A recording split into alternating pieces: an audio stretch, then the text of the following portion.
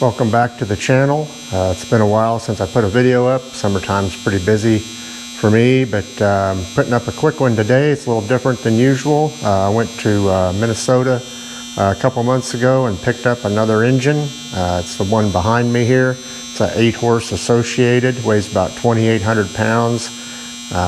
Has a 6 3/4 inch diameter piston, 10-inch stroke, so it's 557 cubic inch in one cylinder. It's a portable engine, so it's on a horse-drawn cart, and it's on my big trailer down at my big building right now. I'm getting ready to have it pinstriped here in the next month, hopefully, but it's going to take you around and show you the engine a little bit.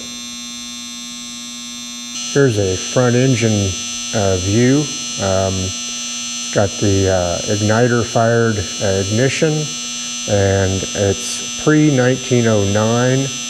And the reason I say that is because the cylinder head only has 4 stud bolts for holding it on, and that was done pre to 1909 on these engines. And it's a low serial number. It's 1060 serial number. So I'm guessing it's 1906, 1907, something like that. It is a 4-cycle engine. It's hit and miss governor. So it fires and then locks out the ignition and the exhaust valve, and then coasts and then fires again until it's under load.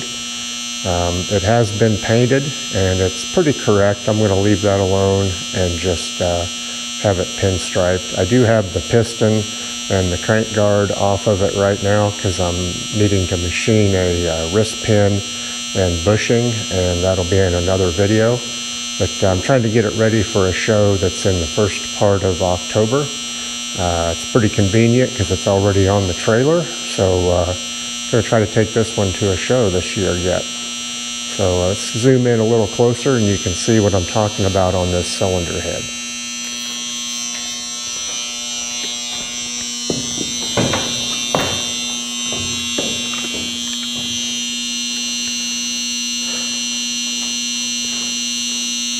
Here's a close-up of the cylinder head. You can see there's 4 bolts that hold it on. So that's pre-1909, like I said. It's typical Associated design with the big rocker out on the end for the exhaust valve, and then a atmospheric low tension type spring on the intake. It just sucks it open when it needs fuel. And then down the other side of the engine here, you can see the igniter. I haven't taken it out and cleaned it or looked it over, but it was a running engine when I bought it, so pretty sure that it's okay. It is a straight drive trip, and that means that it doesn't have a gooseneck here, kind of like a goose's head that runs the igniter. It has a straight bar, and that was a sign of early engine as well. Also on the mixer, this style mixer here was on the early engines. I have a 1913 6-horse Associated that has the same style. It's a little hard to get them to run right, but once you do, they run pretty good. So I'll be looking at that and cleaning that. It's pretty crude mixer. Little look inside the water hopper here. It's had some sealant put in there, but I'll probably just leave that alone. Not sure what the capacity is of the hopper, but I bet it takes at least 8 gallons of water to fill it. And we'll come back here and look at the gearing for the cam gear. This is the latch out mechanism for the governor, and then this is where the piston would be and the rod connecting it to the crankshaft, but I have those out now. And then some nice big Lunkenheimer greasers, automatic greasers on the mains. That's a nice addition. And then the governor weights here. You can see how that mechanism works here. I'll bring you in and let you see that. So it latches all this cam mechanism out when it's on the miss cycle. fuel tank in the back. That's a reproduction, but it is pretty correct, so I'm going to leave it alone. The fuel line is not.